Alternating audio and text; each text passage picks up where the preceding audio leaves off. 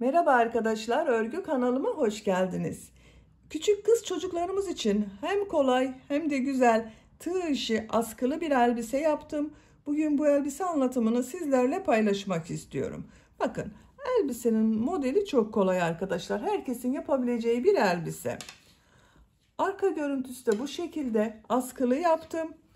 Askı ucuna diktiğim düğmeleri yaka bölümünün burada yaptığım düğme ilikleriyle birleştiriyorum. Çok kullanışlı bir elbise arkadaşlar. Elbise örgüsüne bel örgüsü için zincir yaparak başlıyoruz. Ben bugün bu elbise anlatımını 3-6 ay arası bir bebek ölçüsüne göre yapıyorum. Siz bu elbiseyi yeni doğan bebek için yapabilirsiniz. 1, 2, 3, 4, 5 yaş, her yaş çocuklarınız için yaparak kullanabilirsiniz. Tek yapmanız gereken bu bel örgüsünü yapacak olduğunuz çocuğun beline ölçerek zincir başlamak arkadaşlar. Yeni doğan bebek için yapıyorsanız bu zincir sayısını benim yaptığımdan 8-10 zincir eksik yapabilirsiniz. Veya 1 yaşındaki çocuk için yapmak istiyorsanız da 8-10 zincir fazla yaparsanız 1 yaşındaki çocuk için olur. En güzel de dediğim gibi yapacak olduğunuz çocuğun beline ölçerek zincir başlamak. 2 renkli iplik kullandım. Pembe renk ve beyaz renkli iplik kullandım. Bu şekilde bakın, beyaz renkli bir iplik kullandım. Beyaz iplik olarak bakın 100 gram 340 metre yazan bir iplik arkadaşlar. 50 gram iplik yeterli. Pembe renk iplik olarak bunu kullandım. Kullandığım iplik üzerinde 100 gram iplikte 360 metre var. Pembe renk iplik bir yumak iplik yeterli arkadaşlar. Sizin ipliğiniz kalınsa bir yumak iplik yetmeyecektir. Benim kullandığım iplik ince bir iplikte. Tığ olarak 5 numara 3 milimetre tığ kullandım. Elimin sıklığına göre bu tığı kullandım. Yumuşak bir örgü elde ettim. Sizin eliniz sıkıysa 3,5-4 milimetre tığlarla yaparsanız çok daha güzel olur arkadaşlar. Buna takım yapmak isterseniz çok güzel bir bebek şapkası yaptım. Tığ işi çiçekli bebek şapkası yaptım. Yine çiçekli ayakkabı yaptım. Bakın bu şekilde güzel bir takım oluşturdum. Siz de bunun gibi güzel bir takım yapmak isterseniz şapka ve ayakkabı anlatımlarını yaptım. YouTube kanalıma yükledim. Bunların olduğu YouTube linkini izlediğiniz bu videonun açıklama bölümüne ekliyorum. O linkler üzerine tıklarsanız siz de bunun gibi güzel bir bebek takımı yapabilirsiniz. Biz bugün bu güzel ve kolay bebek elbisesini yapacağız. Bunu beyaz ve pembe değil, sadece pembe renk ile de yapabilirsiniz. Bakın arkadaşlar, bu elbise sadece pembe renk iplik ile yapılmış, aynı model. Bu tek renkli elbiseden yapmak isterseniz ben bu elbise anlatımında yaptım. YouTube kanalıma yükledim. Bu elbisenin olduğu YouTube linkinde izlediğiniz bu videonun açıklama bölümüne ekliyorum. O link üzerine tıklarsanız siz de bunun gibi düz renkli bir elbise yapabilirsiniz. Biz bugün bu güzel elbisemizi yapacağız. İpliği tığı hazırlayalım. Hep birlikte bu kolay ve güzel bebek elbisesi örgüsüne başlayalım. Örgü kanalıma abone değilseniz abone olmayı unutmayın lütfen. Örgü kanalıma abone olmak ücretsiz. Örgü kanalıma ücretsiz abone olup orada bulunan zil şeklini dokunarak açık yaparsanız kanalıma video yüklediğim zaman ilk önce size bildirim gelir. Örgülerimden herkesten önce sizin haberiniz olur. İzlediğiniz videolarıma beğeni ve yorumlarınızı yaparsanız çok sevinirim arkadaşlar. Videolarıma beğeni yaptığınızda yanında Hype gönder bölümü görünecektir. Hype gönderi tıklayıp puan gönderirseniz de çok sevinirim. Sizlerden gelen bu puanlar örgü kanalımın devamlılığı için çok önemli. Şimdiden hepinize teşekkür ederim. Kolay gelsin, iyi çalışmalar.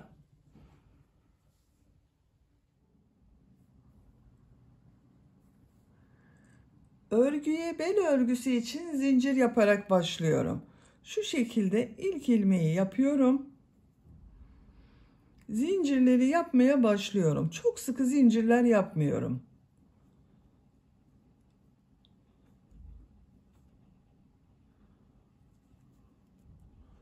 ...96 zincir yapalım. 96 zincir yaptım. Bakın çok sıkı zincir yapmadım. Esnek oldu arkadaşlar. Ölçüyorum.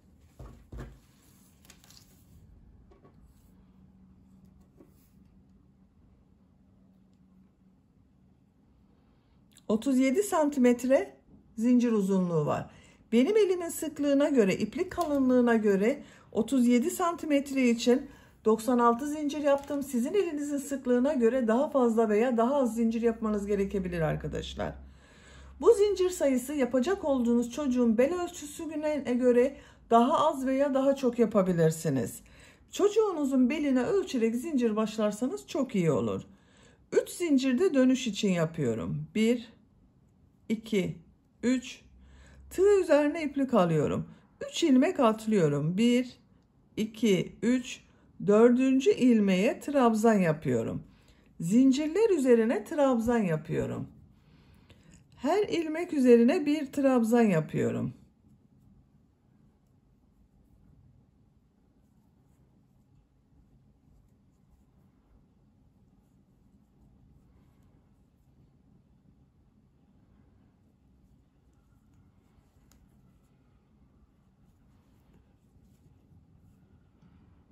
Sıra sonuna kadar devam edelim. Zincirler üzerine trabzan yaptım. Sıra sonuna kadar tamamladım. Bakın bu şekilde oldu. Bu bir sıra üzerine 95 trabzan yaptım. Sıra başında yaptığım bu 3 ilmek atlayarak bir trabzan var. Bununla birlikte bir sıra üzerinde 96 trabzan var. Şimdi bunu birleştiriyorum. Artık yuvarlak olarak devam ediyorum bel örgüsüne.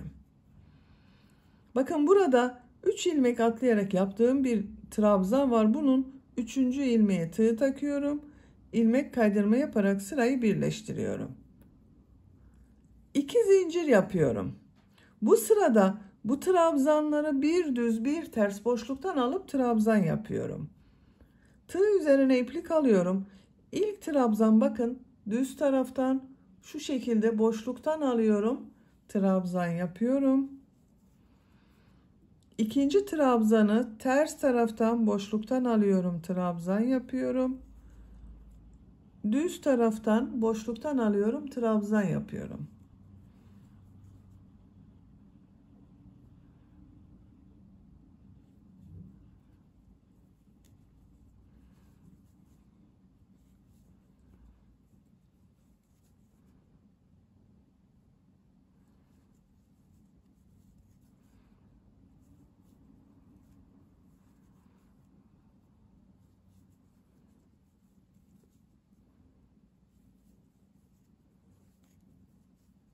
Bakın görüntüsü bu şekilde oluyor.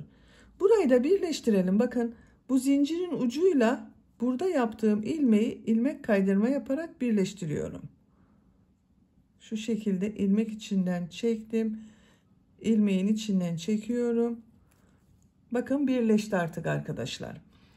Sıra sonuna kadar bir düz bir ters boşluktan alıp trabzan yaparak devam edelim. Sıra sonuna kadar tamamladım. Bu sırada trabzanları bir düz bir ters boşluktan aldım, trabzan yaptım. Son trabzanı bakın düz taraftan boşluktan aldım, trabzan yaptım. Bu ilk yaptığım 2 zincir ile ilmek kaydırma yaparak birleştiriyorum. Sıra başında yaptığım bu 2 zincirde bakın ters tarafta görünen trabzan oldu arkadaşlar. Bakın bel örgüsü esnek oldu. 2 zincir yapıyorum. Bu sırada yaptığım bu trabzanları nasıl görüyorsam o şekilde boşluktan alıyorum, trabzan yapıyorum. Düz tarafta görüyorum, düz taraftan boşluktan alıyorum, trabzan yapıyorum. Ters tarafta görüyorum, ters taraftan boşluktan alıyorum, trabzan yapıyorum. Bir düz bir ters boşluktan alarak trabzan yapıyorum.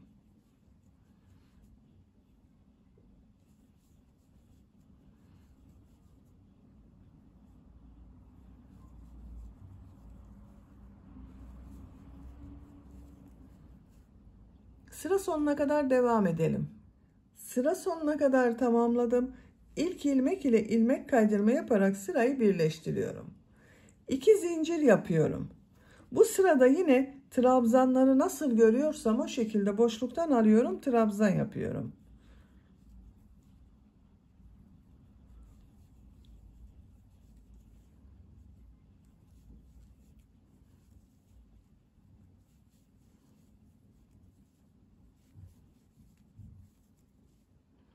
Sıra sonuna kadar devam edelim.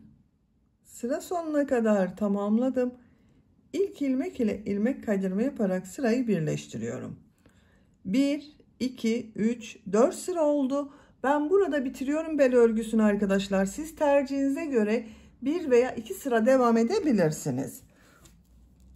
Kaç santimetre yaptığımı ölçüyorum. 3 santimetre genişlik var.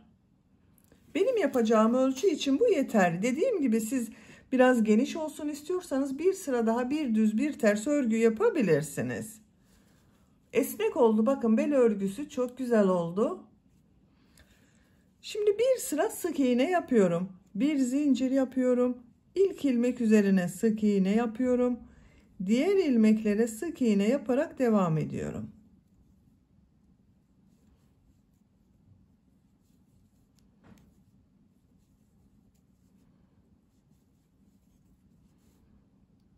Sıra sonuna kadar devam edelim. Sıra sonuna kadar tamamladım. İlk ilmek ile ilmek kaydırma yaparak sırayı birleştiriyorum. Bir sıra sık iğne yaptım. Bu sıradan itibaren model yerleştirmeye başlıyorum. Bir zincir yapıyorum. Tığ üzerine iplik alıyorum. Bir ilmek atlıyorum. İkinci ilmeğe 6 trabzan yapıyorum. Aynı ilmek içine 6 trabzan yapıyorum.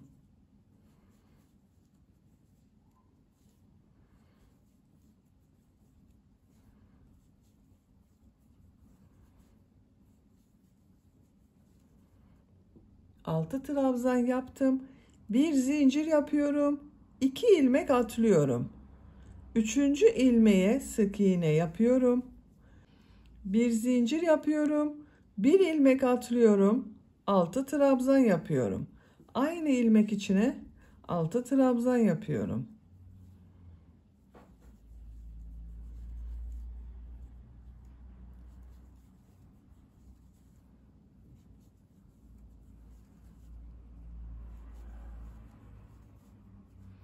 Bir zincir yapıyorum. 2 ilmek atlıyorum. Bir sık iğne yapıyorum. Bir zincir yapıyorum. Bir ilmek atlıyorum. Bir ilmek içine 6 trabzan yapıyorum.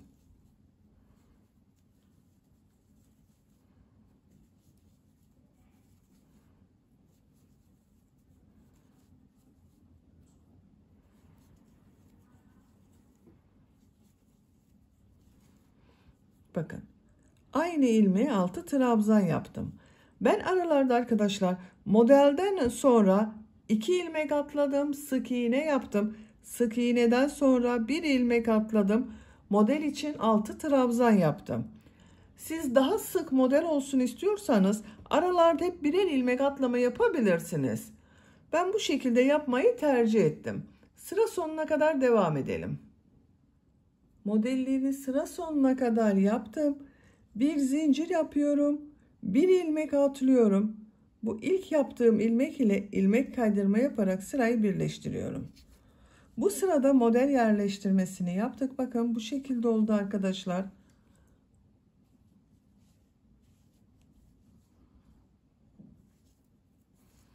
Örgüyü çeviriyorum. Bu sırada bu yaptığım 6 trabzanın ilk 3 trabzanı boşluktan alıp trabzan yapacağız. 2 zincir yapacağız. 3 trabzanı boşluktan alıp trabzan yapacağız. İlk trabzana bakın. Şu şekilde tığ takıyorum. Boşluğa takıyorum. İlmek kaydırma yaparak geçiş yapıyorum. 3 zincir yapıyorum. Bu yaptığım 3 zincirde bir trabzan oluyor. 2 trabzanı boşluktan alıyorum, trabzan yapıyorum.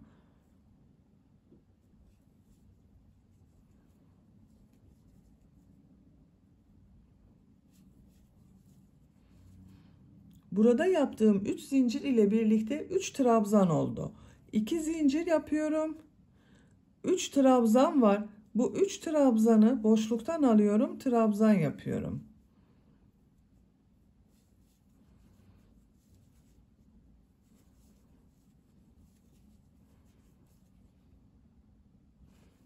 Tığ üzerine iplik alıyorum.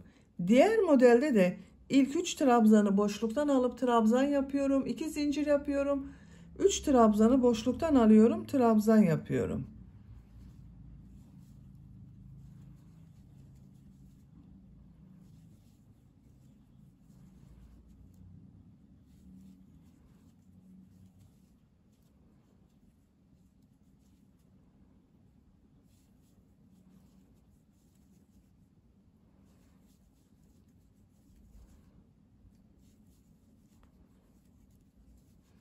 Bakın düz tarafın görüntüsü bu şekilde oluyor.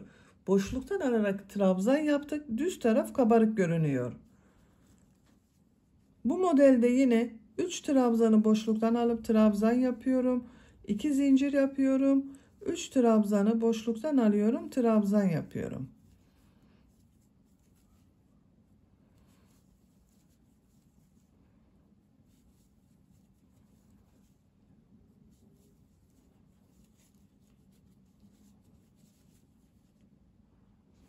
Sıra sonuna kadar devam edelim. Sıra sonuna kadar tamamladım. İlk model ile son modeli ilmek kaydırma yaparak birleştiriyorum. Bu ilmeğe tığ takıyorum, iplik aldım, içinden çekiyorum. Bir zincir yapıyorum, örgüyü çeviriyorum. Bu iki model ortasına bakın bir boşluk var. Buraya bir sık iğne yapıyorum. Bir zincir yapıyorum.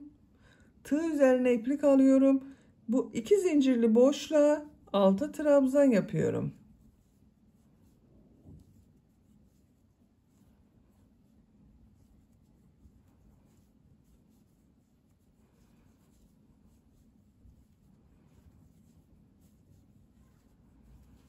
Altı trabzan yaptım. Bir zincir yapıyorum. İki model ortasında bir boşluk var. Buraya sık iğne yapıyorum. Bir zincir yapıyorum. Model ortasındaki bu iki zincirli boşluğa 6 trabzan yapıyorum.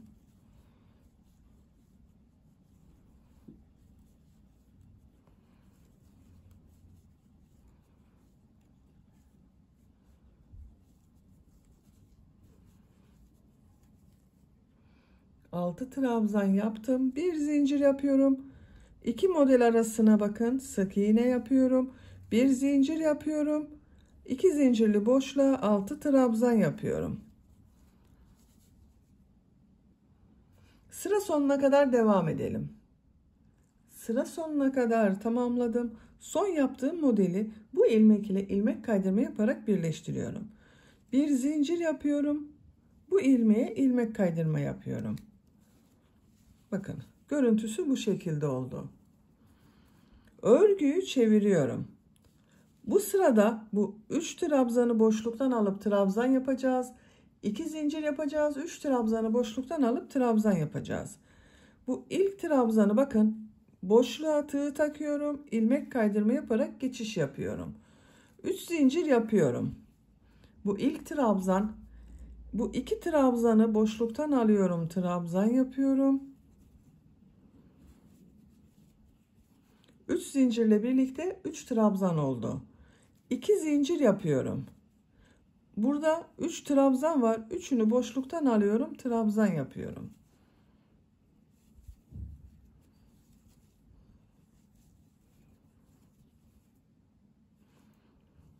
Diğer modelde 3 trabzan boşluktan alıp trabzan yapıyorum. 2 zincir yapıyorum. 3 trabzanı boşluktan alıyorum. Trabzan yapıyorum.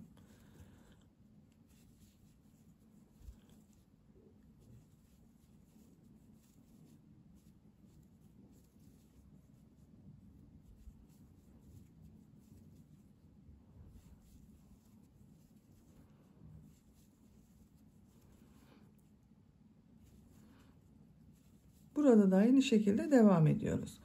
Sıra sonuna kadar devam edelim. İlmek kaydırma yaparak sırayı birleştirelim. Örgüyü çevirelim.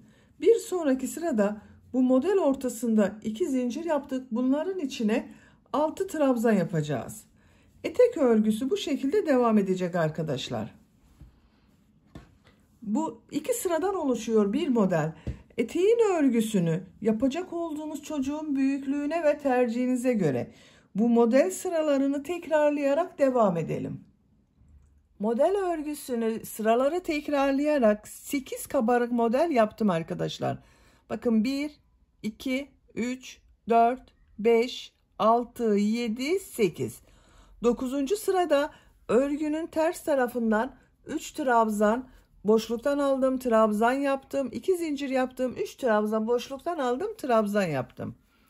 Sıra sonunda ilmek kaydırma yaparak sırayı birleştirdim. Pembe renkli ipliği kestim.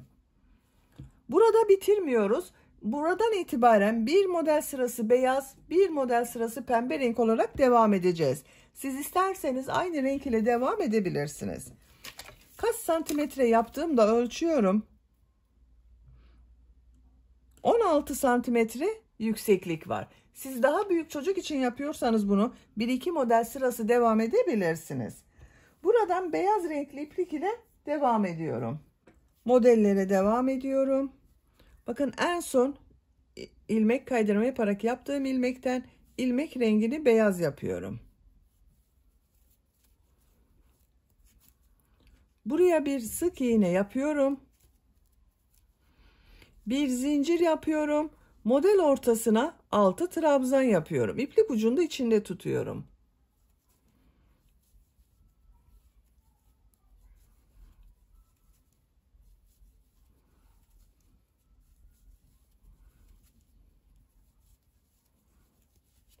Bir zincir yapıyorum. 2 model ortasına sık iğne yapıyorum. Bir zincir yapıyorum. 6 trabzan yapıyorum. Sıra sonuna kadar devam edelim. Sıra sonuna kadar tamamladım. Bir zincir yapıyorum. Bu ilmek ile ilmek kaydırma yaparak sırayı birleştiriyorum. Bakın pembe renk ile yaptığımız aynı arkadaşlar. Beyaz renkli iplik ile yapıyorum. Örgüyü çeviriyorum. Bu ilk trabzana boşluktan alıyorum. İlmek kaydırma yapıyorum. 3 zincir yapıyorum. 2 trabzanı boşluktan alıyorum. Trabzan yapıyorum. 2 zincir yapıyorum. 3 trabzanı boşluktan alıyorum. Trabzan yapıyorum.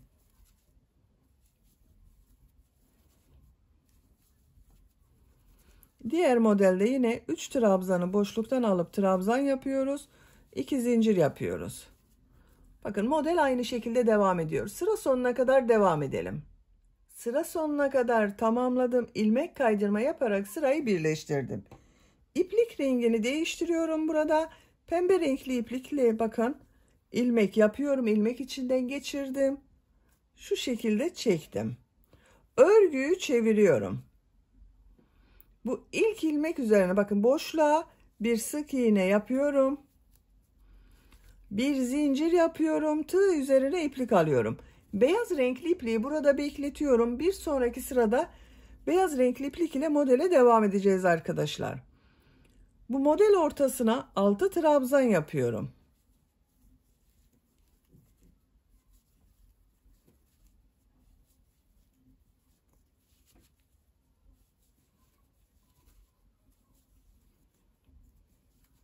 Bir zincir yapıyorum. 2 model ortasına sık iğne yapıyorum. Bir zincir yapıyorum. 6 trabzan yapıyorum. Bakın model aynı şekilde devam ediyor. Sıra sonuna kadar devam edelim. Sıra sonuna kadar tamamladım. İlmek kaydırma yaparak sırayı birleştirdim. Örgüyü çeviriyorum. Bu ilk trabzana ilmek kaydırma yaparak geçiş yapıyorum. Bakın boşluktan alarak yaptım. 3 zincir yapıyorum. 2 trabzanı boşluktan alıyorum. Trabzan yapıyorum. 2 zincir yapıyorum. 3 trabzanı boşluktan alıyorum. Trabzan yapıyorum. Diğer modelde 3 trabzanı boşluktan alıp trabzan yapıyorum. 2 zincir yapıyorum. 3 trabzanı boşluktan alıyorum. Trabzan yapıyorum. Modeller aynı şekilde devam ediyor.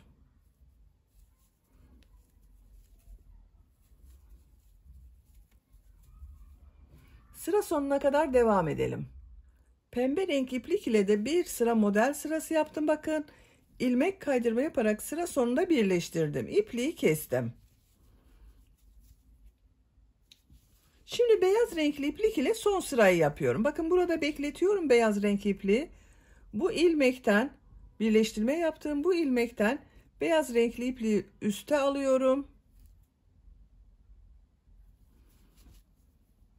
Bir zincir yapıyorum. Aynı ilmek içine sık iğne yapıyorum. Bir zincir yapıyorum. Tığ üzerine iplik alıyorum. Model ortasındaki bu iki zincir üzerine 6 trabzan yapıyorum.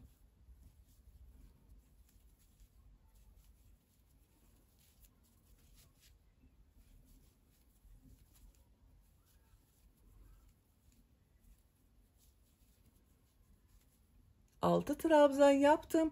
Bir zincir yapıyorum. İki model ortasına sık iğne yapıyorum. Bir zincir yapıyorum.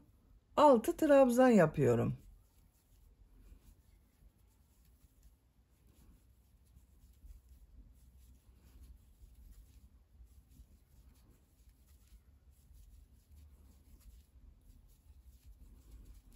Bir zincir yapıyorum, sık iğne yapıyorum. Sıra sonuna kadar devam edelim. Modelleri sıra sonuna kadar yaptım. Bir zincir yapıyorum. İlk ilmek ile ilmek kaydırma yaparak birleştiriyorum. İpliği kesiyorum.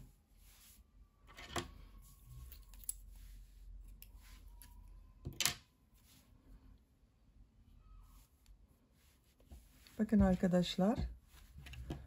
Etek örgüsünü bitirdim. Çok güzel oldu.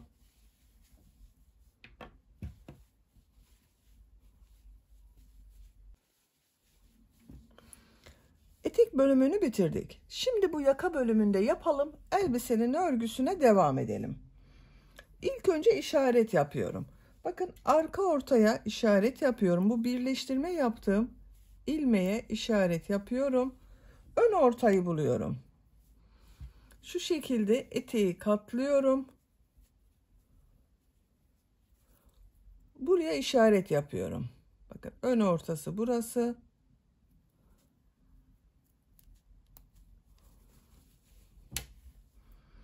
Buradan sayıyorum.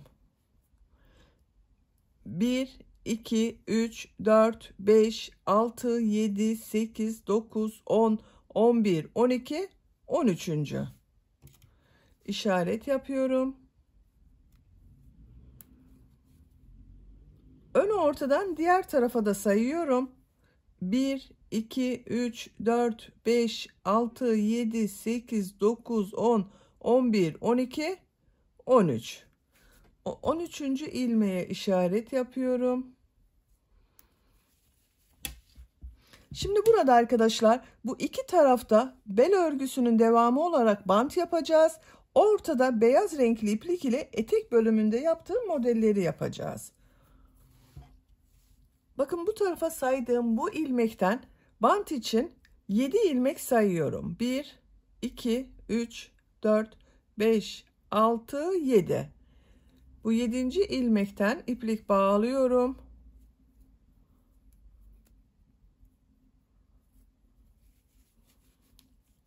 Trabzanın bakın boşluğa tığ takıyorum. İlmek yapıyorum. 3 zincir yapıyorum. Bu 3 zincirde bir trabzan oluyor. Burada 7 trabzanı nasıl görüyorsam o şekilde boşluktan alıyorum, trabzan yapıyorum. Bakın bir, ikinci ters taraftan görüyorum. Boşluktan alıyorum, trabzan yapıyorum. Düz tarafta görüyorum. Boşluktan alıyorum, trabzan yapıyorum. Ters tarafta görüyorum. Boşluktan aldım, trabzan yaptım. Düz tarafta görüyorum. Boşluktan alıyorum, trabzan yapıyorum. Ters tarafta görüyorum. Boşluktan alıyorum, trabzan yapıyorum. Son trabzan, bakın işaret yaptığım bu trabzanı bitirmiyorum. Şu şekilde 2 ilmeği çektim. Son ilmeği çekmiyorum. Beyaz renkli ipliğe geçiş yapıyorum. Şu şekilde bakın son 2 ilmekten beyaz renkli ipliği çektim. Bir zincir yapıyorum, sağlamlaştırıyorum. 1, 2, 3, 4, 5, 6, 7 trabzan oldu. Beyaz renkli iplik ile modele başlıyorum. Pembe renkli ipliği burada bekletiyorum. 3 ilmek atlıyorum. 1, 2, 3, 4. ilmeğe 6 trabzan yapıyorum. Model oluşturuyoruz. 6 trabzan yapıyorum.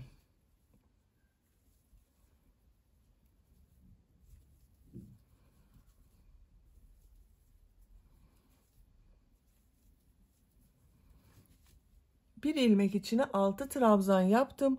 Bir zincir yapıyorum. 2 ilmek atlıyorum. Üçüncü ilmeğe sık iğne yapıyorum. Bir zincir yapıyorum. 2 ilmek atlıyorum. Üçüncü ilmeğe 6 trabzan yapıyorum.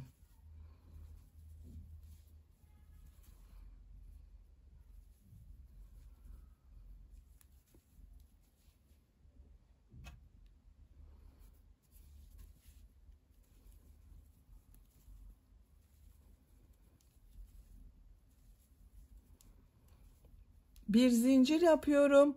2 ilmek atlıyorum. Üçüncü ilmeğe, bakın işaret yaptığım ilmeğe sık iğne yapıyorum. Bir zincir yapıyorum. 2 ilmek atlıyorum. 6 trabzan yapıyorum.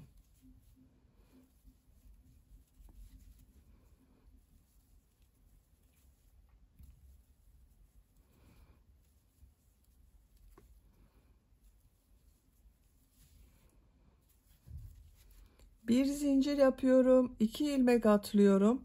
Sık iğne yapıyorum. Bir zincir yapıyorum. 1 2 ilmek atlıyorum. 6 trabzan yapıyorum.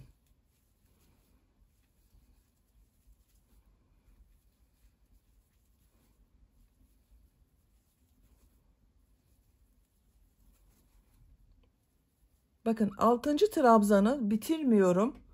2 ilmekten çektim. Tığ üzerinde 2 ilmek var. Burada tekrar pembe renk ipliğe başlıyorum. Bakın bu pembe renk ipliği burada bekletiyorum. İpliğin diğer ucunu buradan başlıyorum. 2 ilmekten çektim. Bir zincir yapıyorum, sağlamlaştırdım. Beyaz renkli ipliği bekletiyorum. Tığ üzerine iplik alıyorum. 1 2 3 ilmek atlıyorum. Bu işaret yaptığım ilmeği bakın boşluktan alıyorum, düz taraftan trabzan yapıyorum. 7 trabzanı nasıl görüyorsam o şekilde boşluktan alıyorum, trabzan yapıyorum. Ters taraftan boşluktan aldım, trabzan yaptım. Düz taraftan boşluktan alıyorum, trabzan yapıyorum. Ters taraftan boşluktan alıyorum, trabzan yapıyorum. Düz taraftan boşluktan alıyorum, trabzan yapıyorum. Ters taraftan boşluktan alıyorum, trabzan yapıyorum. Bakın burada da 1 2 3 4 5 6 7 trabzan oldu. 3 zincir yapıyorum. Örgüyü çeviriyorum. İlk 7 trabzanı nasıl görüyorsam o şekilde boşluktan alıyorum, trabzan yapıyorum.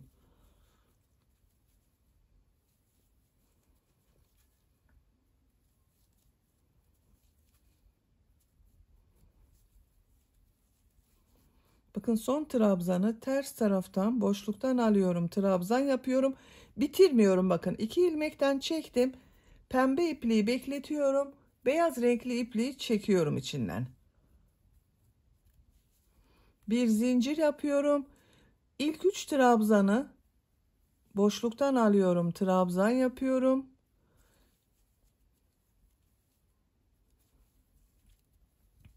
İki zincir yapıyorum. 3 trabzanı boşluktan alıyorum, trabzan yapıyorum.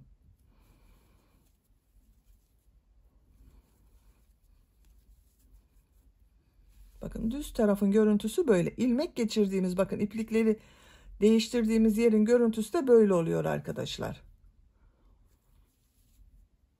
İlk 3 trabzanı boşluktan alıyorum, trabzan yapıyorum. 2 zincir yapıyorum. 3 trabzanı boşluktan alıyorum, trabzan yapıyorum.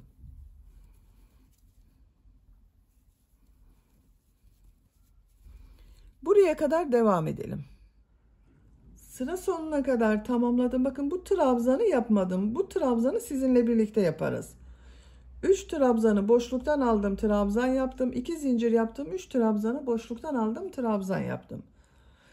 Tığ üzerine iplik alıyorum. Bu trabzanı bakın tığ boşluktan alıyorum. İlmek aldım. Bir defa çıkardım. İkinciyi çıkarmıyorum, bekletiyorum. Buradaki pembe renk ipliği bu 2 ilmek içinden çekiyorum. Sağlamlaştırdım. Bir zincir yapıyorum. Tığ üzerine iplik alıyorum. Kenarda 7 trabzan var. Nasıl görüyorsam o şekilde boşluktan alıyorum, trabzan yapıyorum.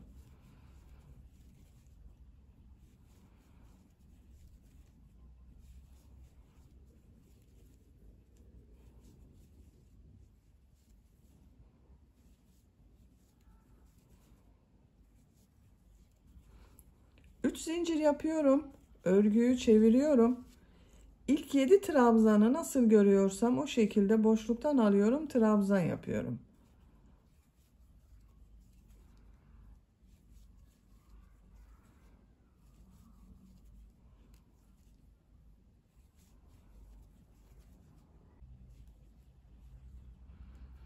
Bakın son ilmeği çıkarmıyorum. Beyaz renkli ipliğe geçiyorum. Bu 2 ilmek içinden beyaz renkli ipliği çekiyorum. Bir zincir yapıyorum. Tığ üzerine iplik alıyorum. Model ortasında 2 zincir var. Bu 2 zincir üzerine 6 trabzan yapıyorum.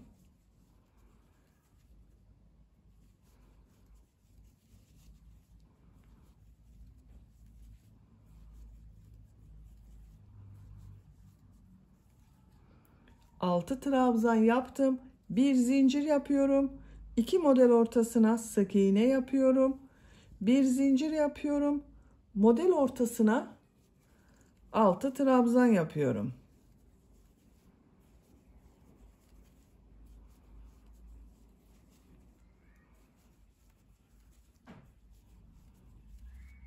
Bir zincir yapıyorum, sık iğne yapıyorum.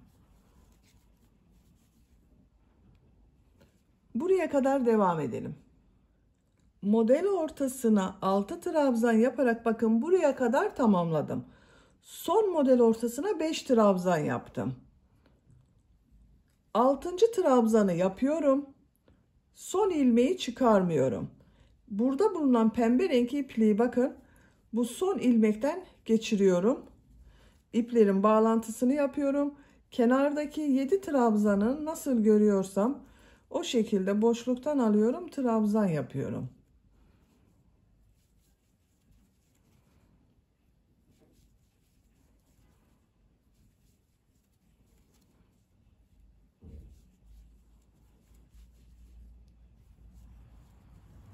Üç zincir yapıyorum. Örgüyü çeviriyorum. İlk 7 trabzanı nasıl görüyorsam o şekilde boşluktan alıyorum, trabzan yapıyorum.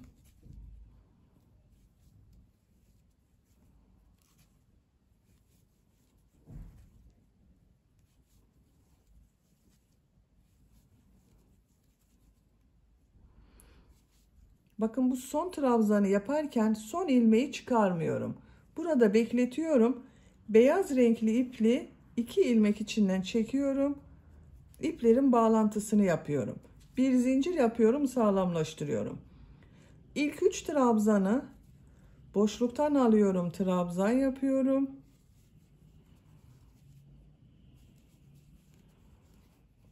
İki zincir yapıyorum. 3 trabzanı boşluktan alıyorum, trabzan yapıyorum.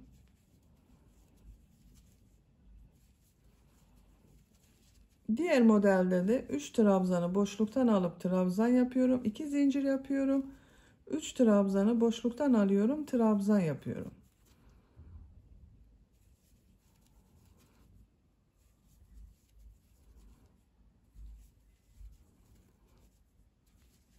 Bakın düz tarafın görüntüsü bu şekilde. Yaka örgüsü bu model sırasının tekrarıyla devam edecek arkadaşlar. Buralarda ve burada iplik değiştirmeyi unutmayalım. Yapacak olduğumuz çocuğun büyüklüğüne göre bu model sırasını tekrarlayarak yaka örgüsüne devam edelim. Yaka örgüsünün model sırasını yapacağım ölçüye göre tamamladım. Kaç model sırası yaptığımı sayıyorum. Bu kabarık görünenleri sayıyorum bakın arkadaşlar. 1, 2, 3, 4, 5 sıra yaptım. 6. sırada 3 trabzan, 2 zincir, 3 trabzanı boşluktan aldım. Trabzan yaptım. Orada bitirdim bakın. Santimetre olarak ölçüyorum. Yaka yüksekliği 8 santimetre. Siz yapacak olduğunuz çocuğun büyüklüğüne göre bunu bir sıra daha devam edebilirsiniz. 3 zincir yapıyorum. Örgüyü çeviriyorum. Beyaz ipliği bakın burada kestim. Beyaz ipliği bitirdim artık. Bu pembe renk iplik ile aynı burada yaptığımız gibi yakanın üst bölümünde de bir düz bir ters trabzanlar yapacağız. İlk 7 trabzanı nasıl görüyorsam o şekilde boşluktan alıyorum, trabzan yapıyorum.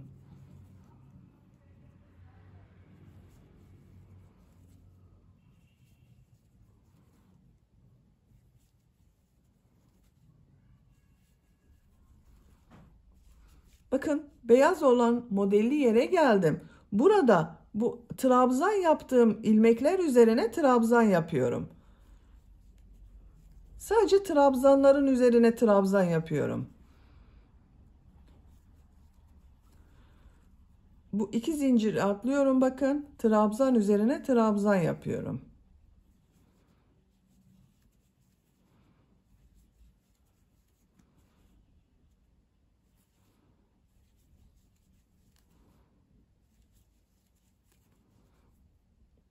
Bakın bu şekilde. Buraya kadar devam edelim. Buraya kadar trabzan yaparak tamamladım. Bakın her trabzan üzerine trabzan yaptım. Kenarda 7 trabzanı nasıl görüyorsam o şekilde boşluktan alıyorum, trabzan yapıyorum.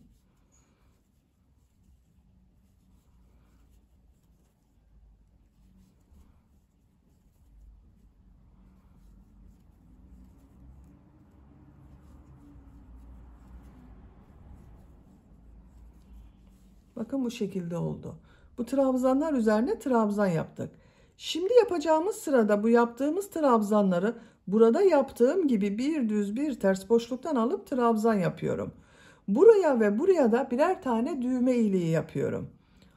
3 zincir yapıyorum. Örgüyü çeviriyorum. Düz taraftan alıyorum, trabzan yapıyorum. Ters taraftan boşluktan alıyorum, trabzan yapıyorum. İlk 3 trabzanı bakın yaptım. Düğme iliği için bir zincir yapıyorum. Bir ilmeği atlıyorum. Bu trabzan bakın ters tarafta görünüyor. Ters taraftan boşluktan alıyorum, trabzan yapıyorum. Düz taraftan boşluktan alıyorum, trabzan yapıyorum. Kenardaki 7 trabzanı yaptık. Bu düz yaptığım trabzanlarda bir düz bir ters boşluktan alıp trabzan yapıyorum. En son bakın ters tarafta görünen trabzan yaptım. Bunu düz taraftan boşluktan alıyorum, trabzan yapıyorum.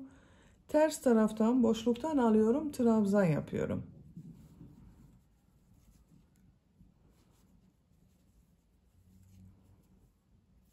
Buraya kadar devam edelim. Buraya kadar trabzanları bir düz bir ters boşluktan aldım, trabzan yaptım.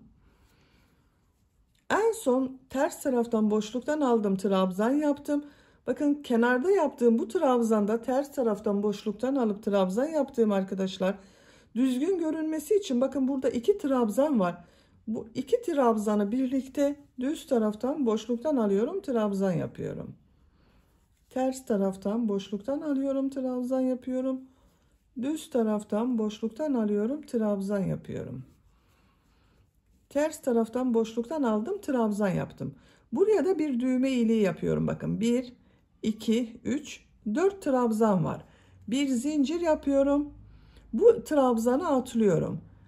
Ters tarafta görünen trabzanı boşluktan alıyorum, trabzan yapıyorum.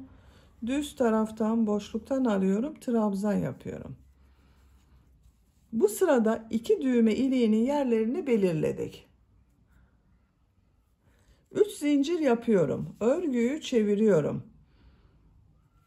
İlk 3 trabzanı nasıl görüyorsam o şekilde boşluktan alıyorum, trabzan yapıyorum. Bu bir zincir üzerine trabzan yapıyorum. Bakın düğme iliği daha belirgin oldu. Nasıl görüyorsam o şekilde boşluktan alıyorum, trabzan yapıyorum. Diğer düğme iliği yaptığımız buraya kadar devam edelim. Diğer düğme iliği yaptığım yere kadar bakın bir düz bir ters boşluktan aldım, trabzan yaptım. Bu bir zincir üzerine bir trabzan yapıyorum. Düz tarafta görüyorum. Düz taraftan boşluktan alıyorum, trabzan yapıyorum. Ters tarafta görüyorum. Boşluktan alıyorum, trabzan yapıyorum. Bakın sıra sonuna kadar tamamladım. İpliği kesiyorum. Bakın ön robayı, ön yakayı bitirdik arkadaşlar. Çok güzel oldu gördüğünüz gibi. Düğme iliklerinde yaptık. Şimdi elbisenin askılarını yapalım. Bakın arka ortayı buluyorum. Şu şekilde birleştirme yaptım. İlmeğe iğne taktım. İşaret iğnesi.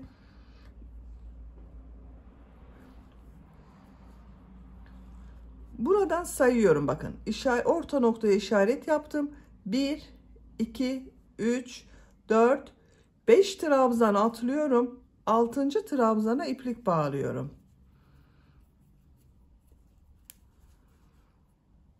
Bu trabzana bakın tığ boşluğa takıyorum. İlmek yapıyorum. 3 zincir yapıyorum. Burada trabzanları bir düz bir ters boşluktan alıp trabzan yapıyorum. Bakın ters tarafta görüyorum. Boşluktan alıyorum, trabzan yapıyorum. Düz taraftan boşluktan alıyorum, trabzan yapıyorum. Ters taraftan boşluktan alıyorum, trabzan yapıyorum.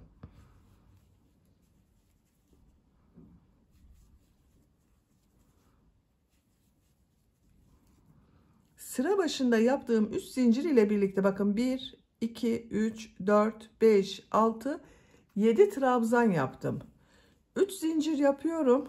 Örgüyü çeviriyorum. Bu 7 trabzanı nasıl görüyorsam o şekilde boşluktan alıyorum, trabzan yapıyorum.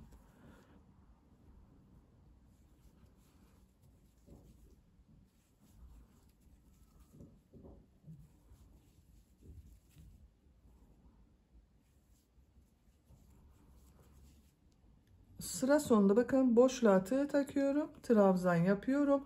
3 zincir yapıyorum. Örgüyü çeviriyorum. Nasıl görüyorsam o şekilde boşluktan alıyorum, trabzan yapıyorum.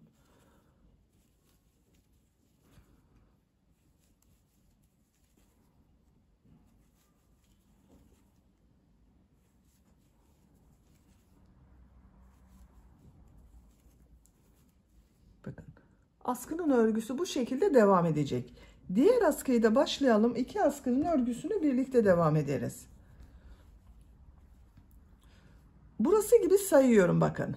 1, 2, 3, 4, 5. Bu trabzandan askı başlayacağız. Buradan da 7 ilmek sayıyorum. 1, 2, 3, 4, 5, 6, 7. İpliği bağlıyorum. Bu trabzandan boşluktan alıyorum. İlmek yapıyorum. 3 zincir yapıyorum. 7 trabzan yapacağız yine bakın. Ters tarafta görüyorum. Boşluktan alıyorum, trabzan yapıyorum. Düz taraftan boşluktan alıyorum, trabzan yapıyorum.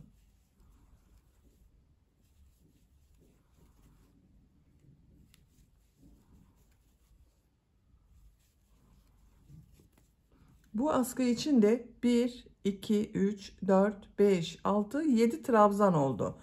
3 zincir yapıyorum. Örgüyü çeviriyorum. Nasıl görüyorsam o şekilde boşluktan alıyorum, trabzan yapıyorum.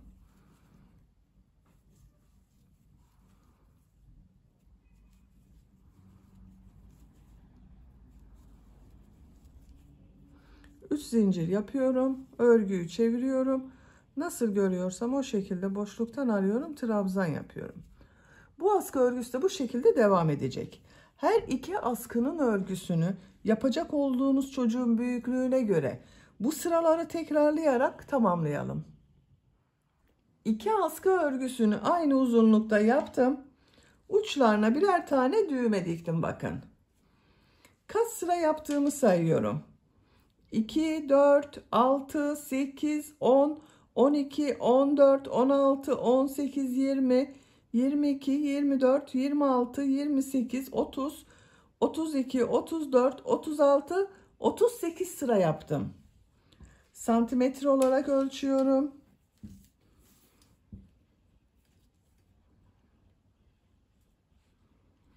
27 santimetre askı uzunluğu var. 27 santimetre için 38 sıra yaptım arkadaşlar. Sizin elinizin sıklığına göre ve çocuğunuzun büyüklüğüne göre daha fazla veya daha az sıra yapabilirsiniz. Bakın esnek oldu zaten. En güzeli de elbiseyi yaptığınız çocuğa giydirin, omuzlarından geçirin. Bakın burasıyla birleştireceğiz. Şu şekilde askılarında bakın burada yaptığım düğme iliklerine takıyorum.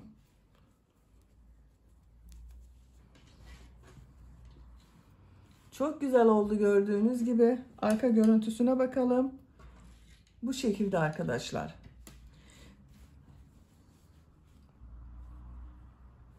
Bitmiş olarak size ölçülerini söylüyorum. Gövde genişliğini ölçüyorum.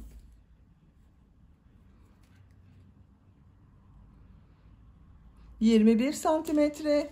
Yüksekliğini ölçüyorum. Etek yüksekliği 21 santimetre. Yakadan yüksekliğini ölçüyorum.